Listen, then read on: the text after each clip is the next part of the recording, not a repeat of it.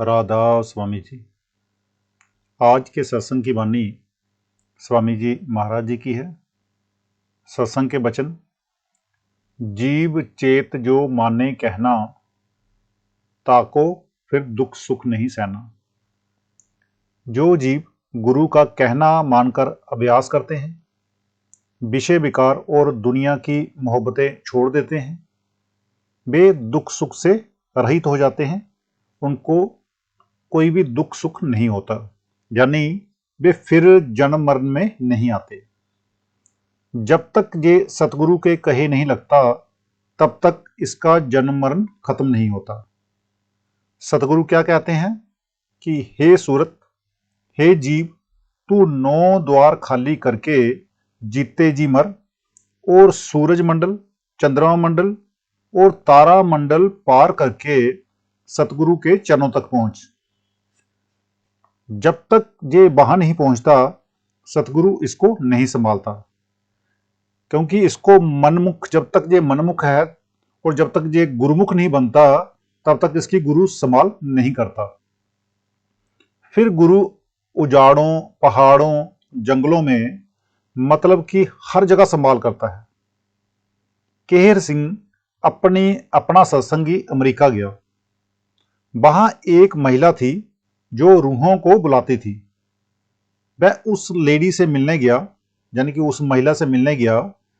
जब वहां पहुंचा तो वह कहती है कि तेरे साथ जो बूढ़ा सफेद दाढ़ी वाला सरदार था, वह कहां गया। वह महिला उस इल्म में माहिर थी, कोई दूसरा तो नहीं कहता। गुरु नानक साहिब फरमाते हैं, जिन पाइया तिन पूछो बाई, सुख सतगुरु सेव कमाई है।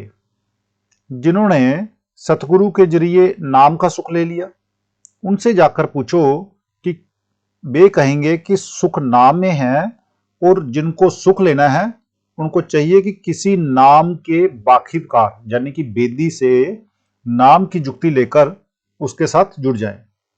सो उन्होंने एक ही जवाब दिया है, नाम कहां से मिलता है?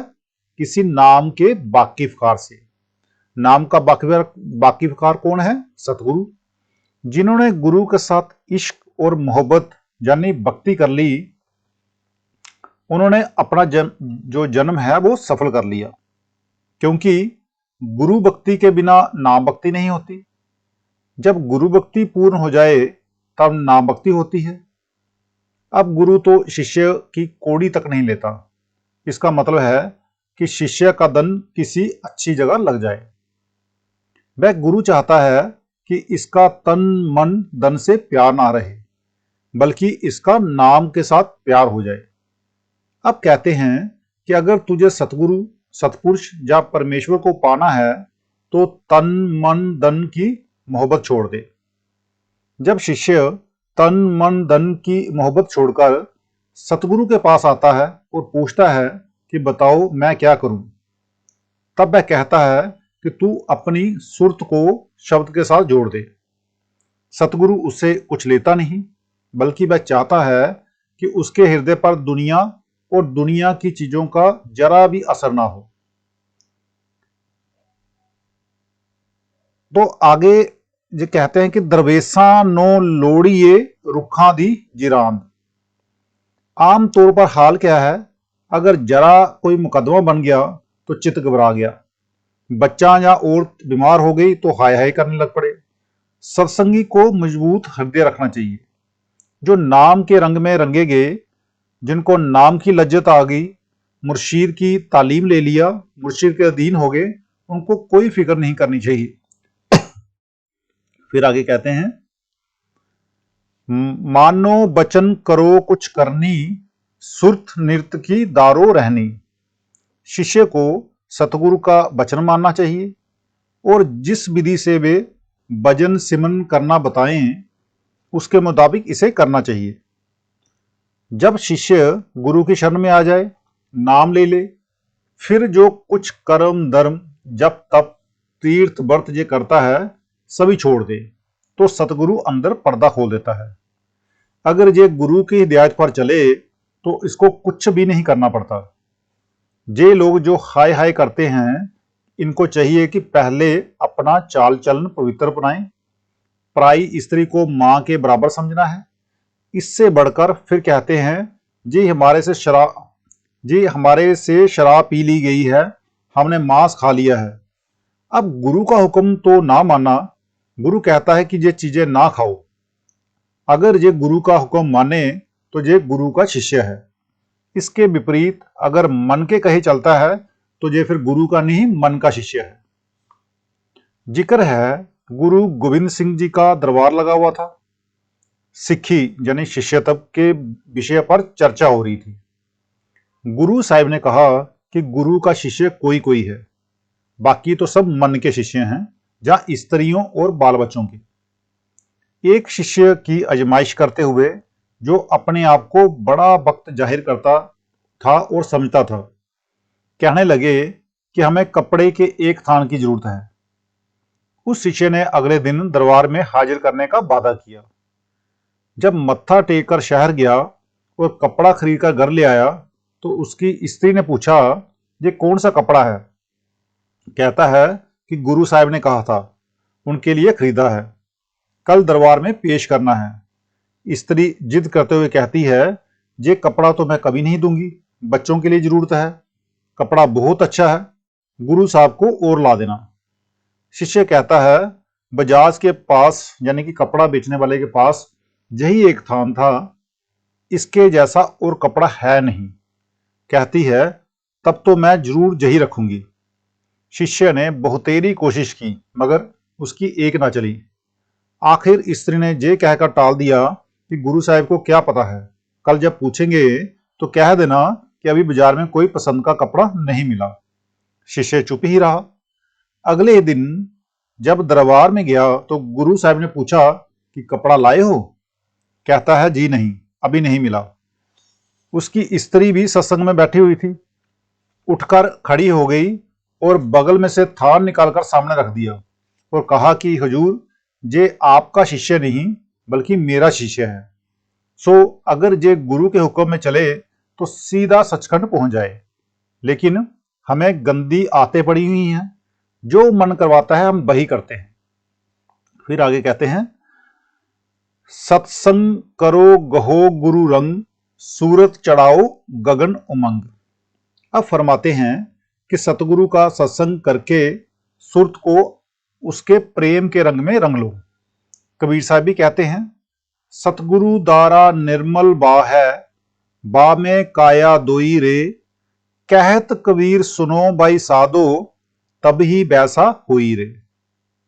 तब सुरत खुद की सच्ची बिरा के द्वारा रूहानी मंजिलों पर चढ़ जाएगी। जब ये प्रेम के साथ गुरु का सत्संग करता है तब इसको गुरु के सिवाय और कुछ दिखाई नहीं देता और कोई चीज हृदय में समाती ही नहीं। ऐसे जीव दिन रात गुरु का ध्यान करते हैं। कबीर साहब कहते हैं, निज मन तो नीचा किया, चरण कमल की ठोर, कहे कबीर गुरुदेव बिन, नजर न आवे और। जब इसको गुरु का रंग चढ़ गया, ये अपने आप को भी भूल गया। जिक्र है कि स्वामी जी के जमाने में बीबी शिब्बो, बीबी बुक्को और बीबी बिष्णु 3 बीबियां थी जो उनकी सेवा में रहती थी।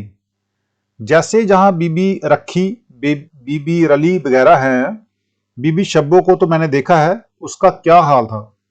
एक बार की बात है कि मैं नहाने गई, कपड़े उतारे हुए थे कि एक जोगी ने, जो कि सितार बजाते हैं, आकर गुरु की महिमा का शब्द गाया। शब्द सुनते ही बीबी शिब्बो जैसे बाहर निकली, अपना घर छोड़ा, मोहल्ला छोड़ा, किसी की परवाह नहीं की, लोग लाज की परवाह नहीं की, तानों महीनों की परवाह नहीं की, स्वामी जी के पास जा पहुंची।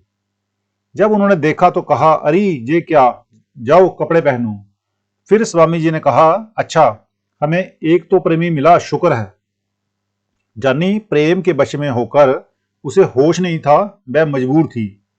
कबीर साहब फिर कहते हैं, राता माता नाम का पिया प्रेम अगाए, मतवाला दीदार का मांगे मुक्ति बलाए।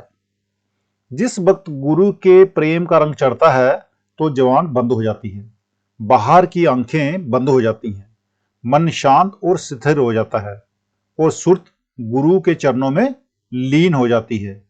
एक उर्दू शायर ने लिखा है, रंग बाले देर क्या है, रंग दे ओ रंगीले रंग रसिया रंग दे, तू ही तू जिस रंग में आए नजर, मेरे मौला मुझको ऐसा रंग दे।